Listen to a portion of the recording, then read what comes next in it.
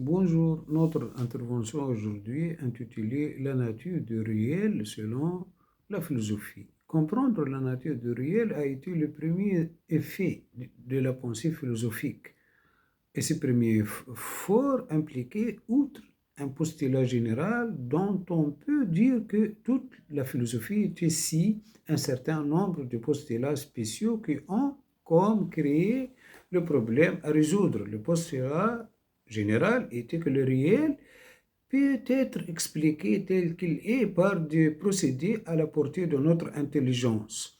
Les postulats spéciaux étaient d'abord que toutes les données du réel ne sont pas pour cette explication équivalente et que l'une ou quelques-unes seulement d'entre elles peuvent être érigé en principe. Ensuite, qu'il doit y avoir un rapport déterminable entre le principe adopté et les autres données. Quel est le principe de tout dérivé? Comment s'accomplit la dérivation? Le second de ce problème dépend bien sûr de la solution que reçoit le premier. Or, cette solution varie tout d'abord selon le nombre de principes à invoquer. On peut concevoir ou bien que tout le réel se ramène à un seul principe, ou bien qu'il exige pour être compris dans ses différences ou ses oppositions deux ou plusieurs principes. De là, le monisme et le pluralisme, les premières formes qu'affectait le monisme ont été matérialistes, en ce sens que le premier principe était ou bien pris tel quel dans la réalité sensible, un bien conçu à l'image de certains attributs de cette réalité, sur le choix de cet élément ou de ces attributs, le matérialisme a naturellement varié, mais dans ce choix, il a manifesté de plus en plus une tendance qui, en le rendant plus circonspect et plus critique, et lui a enlevé sa première raison d'être. La tendance à dénoncer la subjectivité de l'existence sensible immédiate pour constituer un élément matériel hors de prise de sens. C'est en effet le matérialiste Démocrite, école atomistique, qui paraît avoir le premier établi distinction de ce qui a été plus tard appelé les qualités premières et les qualités secondes de la matière qui a conféré à l'atome.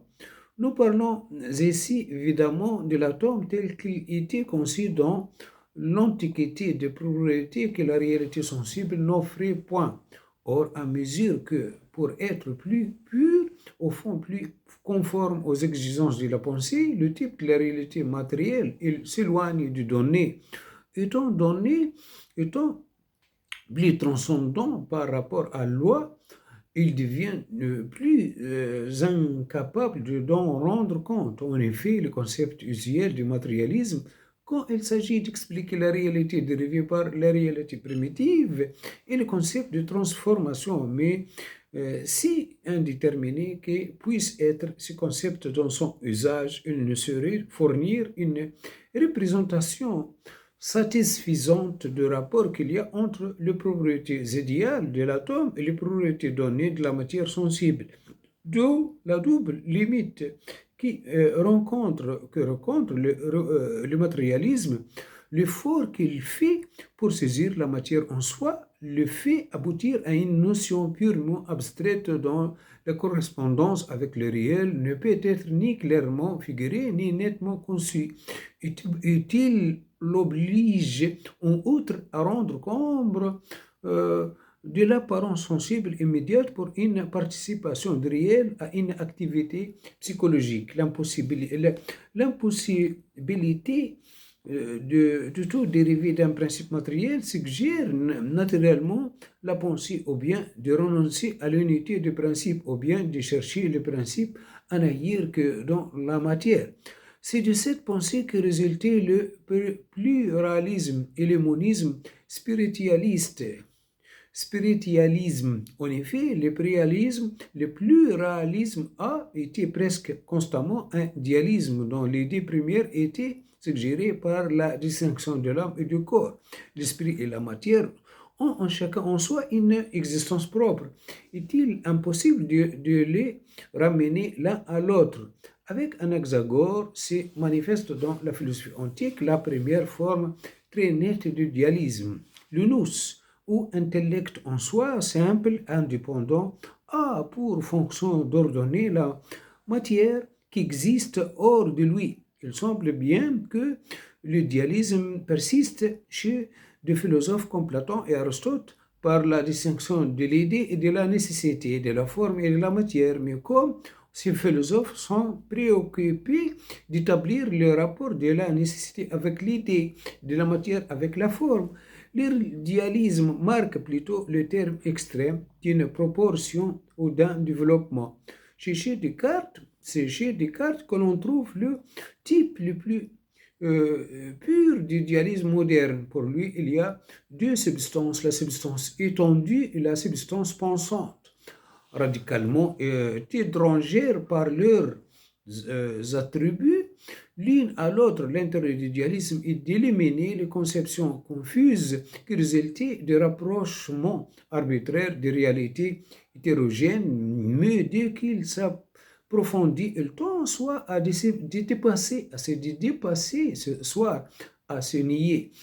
Comment expliquer en effet la communication de deux sortes de substances? La forme de cette communication ne peut être empruntée ni aux propriétés de la substance étendue, ni aux propriétés de la substance pensante. Reste donc à admettre qu'il n'y a pas d'influence directe de l'un sur l'autre, qu'il y a seulement accord entre leurs modalités. Mais la conception même de cet accord paraît impliquer une communauté de principes, et comme tout ce qui importe, ce sont en définitive les modalités de leur relation. La substantialité finit par se transporter tout entière en principe commun. Le dualisme aboutit au monisme. Mais le monisme peut être autre que matérialiste. Il peut être d'abord ce syncrétisme qui aperçoit au dans l'élément de réel, hélozoïsme ou dans la totalité du réel, stoïcisme, l'identité de l'esprit et de la matière. Dans ce cas, le monisme est plus une exclusion arbitraire qu'une solution rationnelle de dualisme, ou bien qu'il peut poser l'unité dans l'être infini conçu comme la substance dont l'esprit et la matière sont les attributs. Spinoza, Schelling, mais alors l'insoluble difficulté dans la recherche des procédés de décrivation par lesquels les attributs apparaissaient relativement hors de la substance, ou bien il peut, sur le type unique de l'activité spirituelle, concevoir tout l'univers comme une multitude d'êtres doués à des degrés divers d'appétition et de perception, faire de la matière seulement une apparence ordonnée. Leibniz, par exemple. Mais l'idéalisme de l'apparence et de la réalité intime reste finalement irrésoluble. La nécessité de l'apparence ne peut se justifier au moins de seul point de vue de la réalité intime. Et d'autre part, pourquoi l'apparence serait-elle fondée sur un principe autre que la relation qu'elle implique en elle-même? Cette dernière question, en même temps qu'elle se pose la possibilité d'une science hors de la métaphysique, marque un moment important dans l'évolution des problèmes qui concernaient la nature du réel, tant que le phénomène n'a été traité que comme une illusion et une déchéance de la réalité vraie.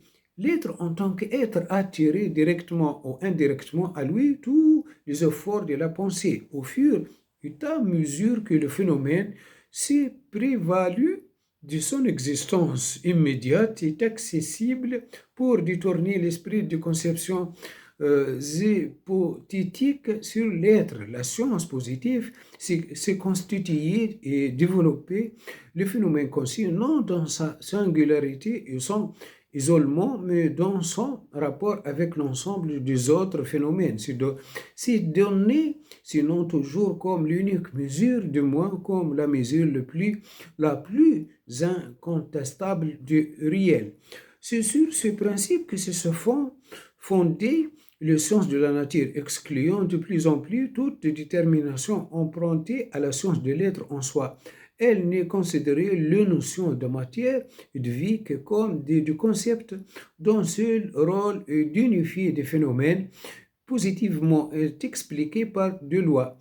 La préoccupation de l'être en soi a été plus difficilement bannie de la science de l'esprit, mais par un inévitable effet d'analogie, la réalité de l'esprit a été conçue comme tout entière réductible à la suite des faits de conscience. La psychologie émancipée des idées de substance de faculté à traiter le phénomène interne comme la physique, la biologie traitait les phénomènes externes. Le parallélisme de deux ordres de phénomènes a été le principe constant et souvent fécond de recherches psychologiques, soit qu'on ait cherché dans ce parallélisme qu'une raison d'imiter le sens des phénomènes externes et de ramener l'esprit à une association de faits, soit qu'on ait été interprété ce parallélisme dans le sens d'une dépendance de plus ou moins complète de phénomènes internes à l'égard de phénomènes externes. Faut-il donc croire en raison même de la forme qu'affectait depuis longtemps les sciences de la nature et désormais la psychologie que le phénomène soit toute la réalité, phénoménisme ou toute la réalité connaissable, positivisme, agnosticisme. On pourrait, dans ces cas, s'en remettre aux sciences positives de soi, de déterminer le réel, ou de moins le réel à notre portée, mais le phénomène plus exactement analysé n'est qu'une donnée de la conscience. Et il reste à savoir comment tel il peut prétendre à une réalité objective. Il n'y prétend tacirement que par son rapport avec d'autres phénomènes. Le phénoménisme est obligé de réintroduire au sein d'un monde de phénomènes cette distinction de l'apparence et de la vérité qui avait fondé l'ancienne ontologie. Il y a deux phénomènes qui, bien qu'ils apparaissaient, n'exprimaient pas le réel, n'étant pas en connexion régulière avec d'autres phénomènes. Ils sont de là que ce n'est pas le phénomène comme tel qui est réel, mais le phénomène susceptible d'être compris par la science. Le phénomène est simplement un état psychologique, subordonné aux lois de développement d'un être vivant et conscient, non un objet de connaissance. Le phénoménisme trouve donc ici, comme doctrine, sa limite après avoir invoqué le parallélisme des phénomènes externes et des phénomènes internes. Il doit reconnaître que les phénomènes externes sont deux phénomènes internes dont la primitive fonction n'est pas de représenter l'univers, mais d'être déterminé par la vie même de l'être en qui il se produisait. D'autre part, et par conséquent, que le phénomène n'est objectif que dans la mesure où il est compris, c'est-à-dire ramené à sa loi. L'intelligibilité au moins relative du phénomène devient la mesure de sa réalité. De lors, enfin, conclusion, de lors la question de savoir si la métaphysique comme science de l'être en soi est possible ou impossible est subordonnée à la question de savoir de quoi est capable l'intelligence humaine. Ainsi achève s'établir la connaissance entre le problème de la nature du réel et le problème de la connaissance de la réalité. Voilà notre intervention terminée, intitulée La nature du réel selon la philosophie. Merci bien de votre attention. Au revoir.